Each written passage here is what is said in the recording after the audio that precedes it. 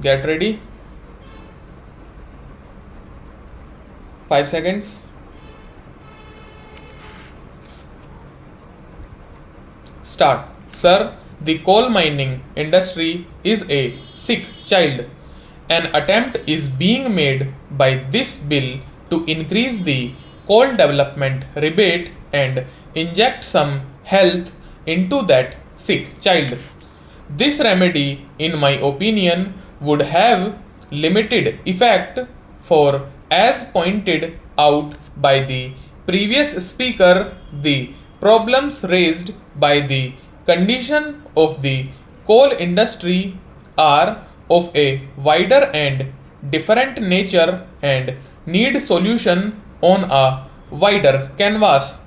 It has already been pointed out that the World Bank promised a loan of $35 million to the coal industry with the condition that matching rupee finance should be forthcoming from the industry itself.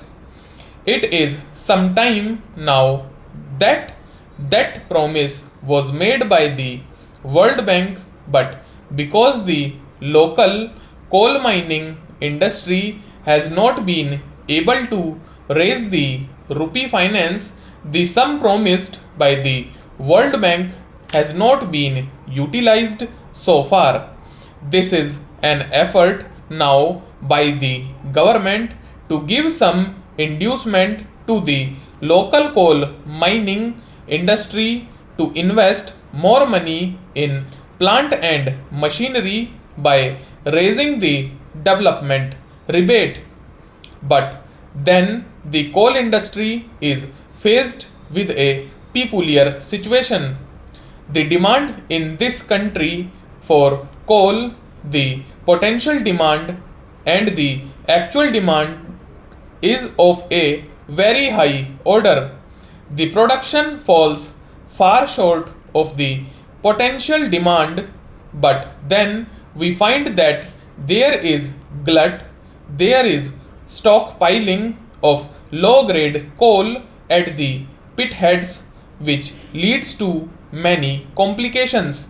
Therefore, the government, while trying to inject the incentive in this mining industry, should be aware of the other connected problems, because life is an integrated whole. Modern economic life also is an integrated whole.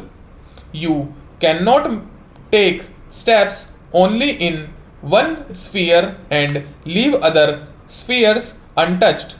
If a problem has to be solved, it has to be solved on a broad front. Suitable matching measures have to be taken in the other fields as well. This concession, no doubt, is large, but as the previous speaker has rightly pointed out, we do not know what amount of money, what amount of rupee finance this concession will make available to the coal mining industry in the next 3 or 4 years. In the absence of figures in this respect, we seem to be in the dark. Why has the dollar loan advanced by the International Bank for Development not been utilized so far? Moreover, for raising international finances, it is not proper to assume that the coal mining industry should tap only its own resources. Modern mining is really carried on by the finances advanced by commercial institutions, banks, financial institutions, investment institutions, and the like. Now, in India, these banking institutions have not so far got a developed technical wing.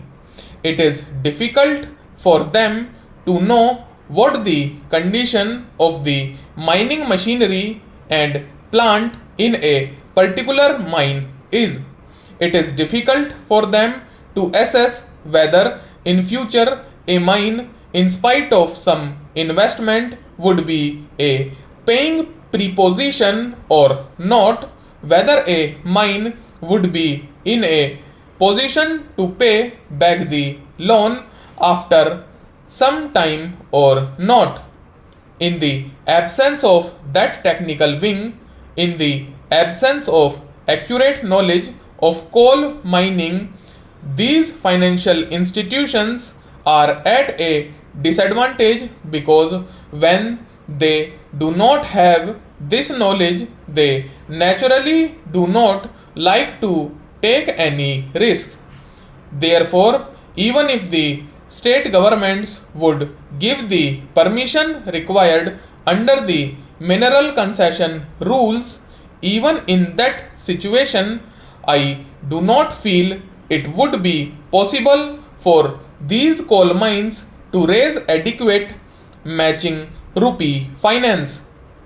How is then the situation to be tackled?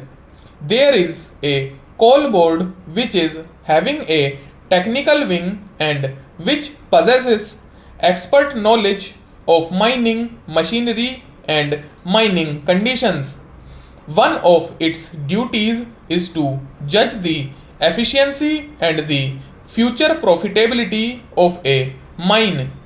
Now, if the technical know-how that is at the disposal of the coal board is somehow connected with the private commercial institutions, in that case, it may be possible for the coal mines to raise the matching rupee finance.